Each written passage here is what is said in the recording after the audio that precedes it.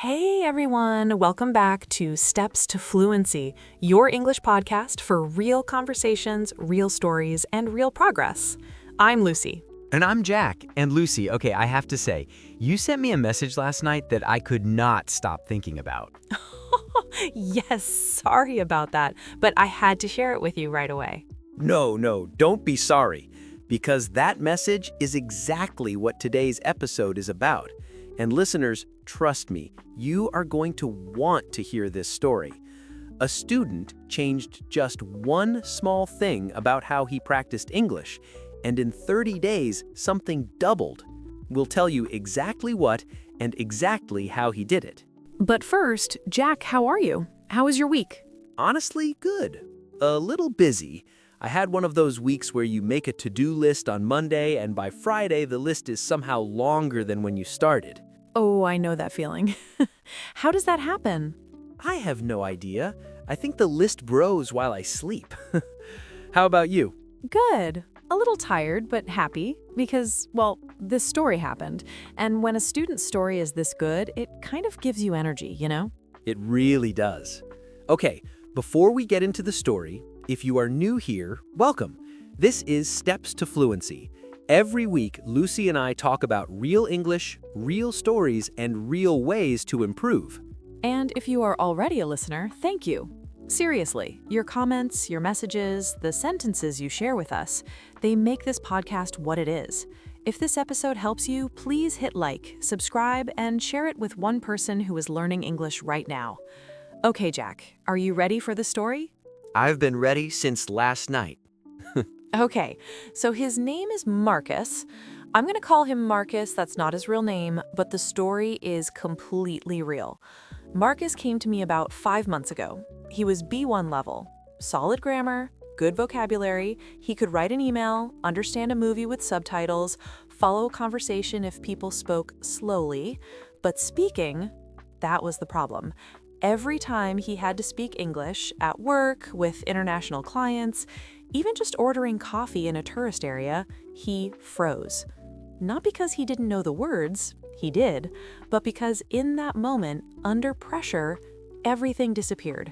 He described it to me like this: Lucy, it's like I open my mouth and my brain goes on vacation. Oh no. But I completely understand that image. Brain goes on vacation. Right? And so many learners feel exactly this. So I asked him, Marcus, how do you practice speaking right now? And he said, and this is very common, he said, I study, I review vocabulary, I do grammar exercises, I watch videos in English. And I said, okay, but when do you actually speak? He said, well, in class, with you. That's kind of it. And there it was. That was the problem. He was preparing to speak all the time, but almost never actually speaking. It's like training for a marathon by reading books about running. The books are useful, but at some point you have to put on your shoes. He was preparing to speak English for months, but almost never actually speaking. Does that sound familiar? Stay with us because what he did next changed everything. And if this sounds like you right now, don't worry, it's one of the most common patterns we see in English learners, and it's completely fixable. That's why we're here today. So what did you tell him? I told him one thing, just one. I said, Marcus, for the next 30 days, I want you to speak English every single day. Not study more, not review more vocabulary, just speak. Every day. Even for 5 minutes. And he looked at me like I had given him homework he didn't understand. He said, but speak to who? I don't have anyone to practice with. And I said, that's okay. Speak to yourself. Week 1, the first obstacle. Marcus goes home and tries. On the first day, he speaks English for 2 minutes, alone in his bedroom. He describes what he sees through the window. It feels ridiculous. He almost stops. He messaged me after the first day. He said, I did it. 2 minutes. I described what I could see from my window. It felt very strange and a little stupid. And I wrote back, perfect. Do it again tomorrow. 2 minutes, that's all. That's all. And that's exactly the point. We don't build fluency in big dramatic moments. We build it in small, consistent ones. 2 minutes every day is 120 minutes in 2 months. That's 2 hours of real speaking practice that didn't exist before. It's not about studying more, it's about practicing smarter. Okay, so this is where I come in, because around week 2, Marcus started sending me messages too. Lucy had mentioned the experiment to me, and I was curious. So I told him, send me a voice message every few days. Just tell me about your day, in English. Don't think about it too much, just talk. The first voice message I received was about 40 seconds long. He spoke slowly, he paused a lot, and you could hear him searching for words. But here's what I noticed immediately. He didn't stop. When he couldn't find a word, he described it. He kept going. That's not a small thing. That's actually a very important skill. When he couldn't find the word, he didn't stop. He described it instead. That one habit, more than anything else, is what changed his fluency. That's exactly what we talked about in episode 3, right? Use what you have. Don't stop the thought. Exactly. And Marcus was doing it naturally without even knowing there was a name for it. By the end of week 2, his voice messages were getting longer. 2 minutes, 3 minutes, and the pauses were getting shorter. But the most interesting thing wasn't the length, it was the content. In week 1, he described objects, the window, the street, the weather. In week 2, he started talking about his feelings. Today was a hard day at work. My boss asked me something and I didn't know how to answer in English. I felt embarrassed. Do you understand what that means? He started connecting English to his emotional life, and that's a completely different level of fluency. Week 2, the emotional turning point. Marcus starts talking about his feelings in English, not just objects and facts, but things that matter to him. The language starts to feel like his own. And if right now you're thinking, but I don't know enough words to talk about my feelings in English, that's okay. Let's slow down. You only need simple words. I feel nervous. I was happy. It was a strange day. That's enough, really. And Jack, tell them what happened in week 3, because that was the message that made me stop what I was doing. Okay, yes, week 3. This is a good part. Marcus was in a meeting at work, an international call. His manager asked everyone on the team to share a quick update. And Marcus, without thinking, without preparing, without translating in his head first, just spoke. He said it lasted maybe 2 minutes. He didn't say everything perfectly, he made a grammar mistake or two, but he said what he needed to say, clearly, in English, without freezing. After the call, he sent me a voice message. He was walking outside. You could hear the street in the background. And he said, Jack, I just spoke in a meeting in English and I didn't freeze. I don't know what happened, but something is different. Week 3, the meeting moment. Marcus speaks in English during a work meeting without preparation, without translating, without freezing up. He can't explain what changed, but something changed. I listened to that message 3 times. Me too. And here's what I think happened. It wasn't magic. It wasn't that his vocabulary suddenly doubled. What changed was his relationship with the moment of speaking. Before, when it was time to speak, his brain heard an alarm. Danger, prepare, check everything. Is this correct? What if I make a mistake? After 3 weeks of speaking every day, even just to himself, even just for a few minutes, that alarm got quieter. His brain started to recognize speaking English as something normal, something familiar, something safe. The alarm in his head got quieter, not because his English was perfect, but because speaking became familiar, and familiar feels safe. That's the key. Okay, week 4. And this is where it gets really interesting. At the end of the 30 days, I asked Marcus to do something. I asked him to record himself speaking English for 3 minutes, just talking about his week, and send it to me. And then I compared it to a recording I had kept from our very first class together. Also 3 minutes, also just talking about his week. The difference was remarkable. What did you hear? In the first recording, he paused every 8 to 10 seconds. Long pauses, the kind where you can feel him searching. In the new one, the pauses were shorter and less frequent. He was connecting thoughts instead of stopping between them. But more than that, his sentences were longer, more natural. He used expressions he had never used with me before, things like, to be honest, what I mean is, the thing is. These are what we call fluency markers, little phrases that native speakers use to buy time, connect ideas, and sound natural. He wasn't taught these, he picked them up from listening, from practicing, from using English as a real tool, not just a subject in school. He picked up fluency markers without being taught them. That's what happens when you start using English as a real tool. Your brain begins to collect it automatically. And the confidence. Tell them about the confidence. Yes, this is hard to measure, but it's the most important part. In the first recording, Marcus apologized 3 times in 3 minutes. He said, "Sorry, my English is not very good," before he even made a mistake. He said, "I'm not sure if this is correct," in the middle of a sentence that was, in fact, completely correct. In the new recording, no apologies. 0. He just talked, like someone who has something to say and trusts that the words will come. Week 4. The 2 recordings. Lucy compares the 2 recordings, same person, same topic, 30 days apart. The change is not only in the words, it's in the way he inhabits the language. That's it. That's the whole thing right there.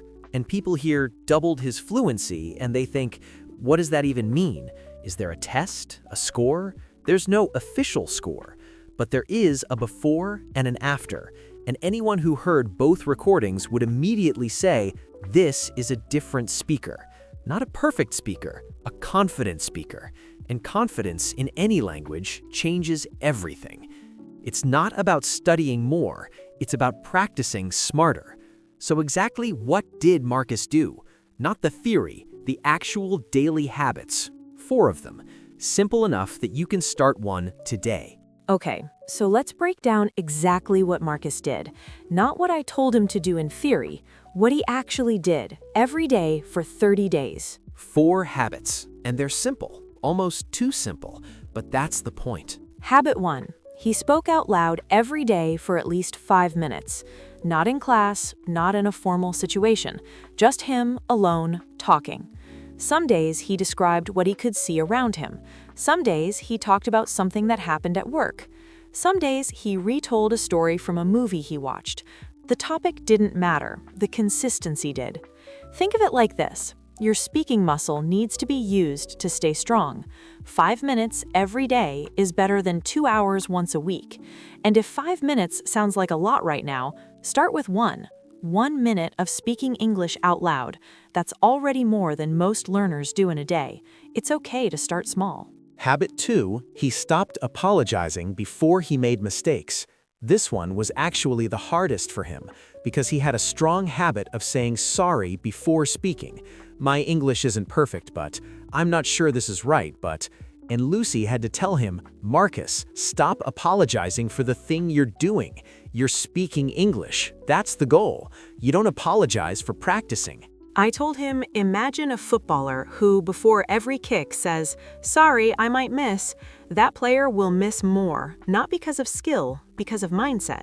Don't apologize for practicing. That became his rule for 30 days. Habit 3, he listened actively, not passively. Most learners put on a podcast or a show in English and let it play in the background while they do other things. That's fine, but it's passive. Marcus started doing something different. Once a day, he chose 5 to 10 minutes of something in English, a podcast, a short video, even a scene from a series, and he listened with his full attention. And when he heard a phrase he liked, he paused. He repeated it out loud. He tried to use it later in his own speaking. He didn't just listen, he collected. Every new phrase was a tool he could use. And over 30 days, the toolbox got a lot bigger. Habit 4, he used new words the same day he learned them. This is something I ask all my students to do, and most of them say yes and then forget. Marcus actually did it. If he learned the word consistent in a podcast, that day during his 5-minute speaking practice, he used the word consistent in a sentence. Even if it wasn't perfect, even if it felt forced, he used it. Because a word you use once is 10 times easier to remember than a word you only read. Your brain stores words differently when they come from your own mouth. So, to summarize, speak every day, Stop apologizing, listen actively, use new words the same day, no special app, no expensive course, no extra hours of study, just 4 habits, 30 days.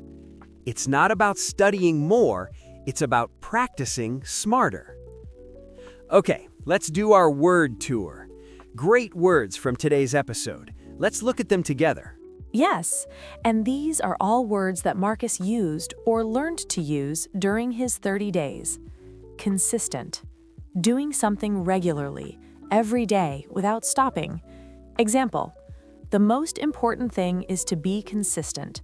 5 minutes every day is better than 2 hours once a week. Freeze. To suddenly stop and not be able to move or speak, usually because of stress or surprise. Example, every time he had to speak in a meeting, he froze. His brain just stopped. Fluency, the ability to speak a language easily, naturally, and without stopping too much. Example, after 30 days, his fluency improved a lot. He sounded more natural and confident. Confidence, the feeling that you can do something well, that you trust yourself. Example, his confidence changed the most. He stopped apologizing and just spoke. Habit, something you do regularly, almost automatically, without thinking about it.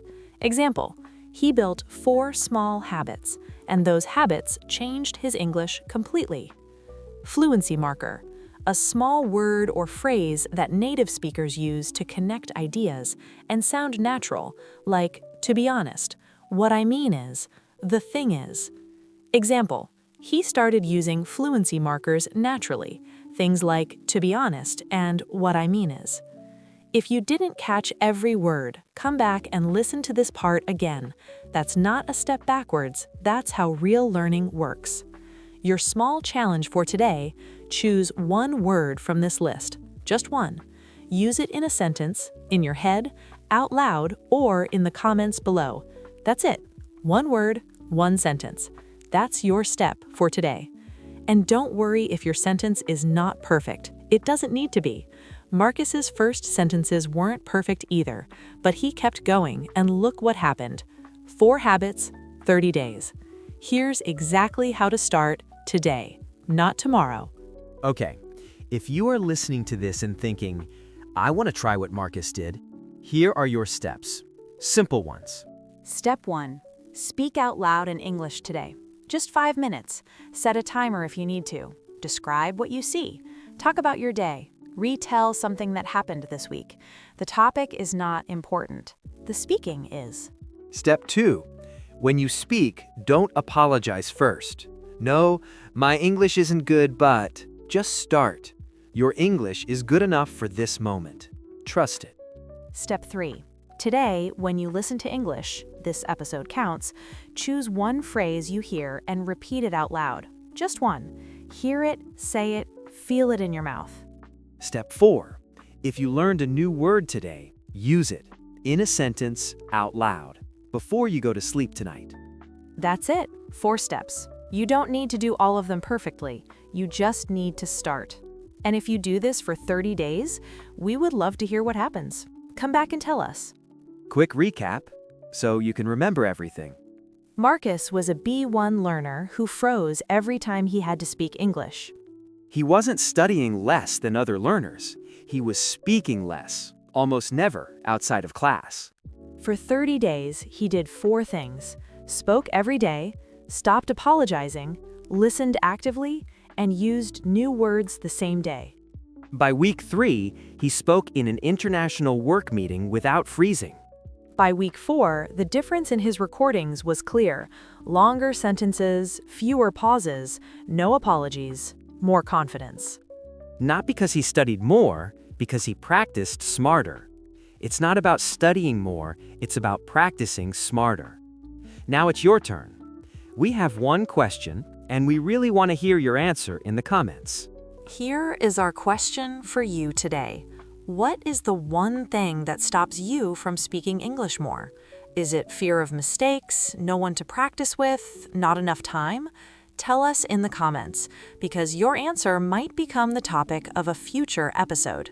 And if today's story inspired you, if it made you think, okay, I can try this, please hit like, subscribe, and share this episode with one person who needs to hear it. You just spent 20 minutes practicing your English listening. You learned new vocabulary. You heard a real story about real progress. That's not nothing. That's real, and we're proud of you for showing up.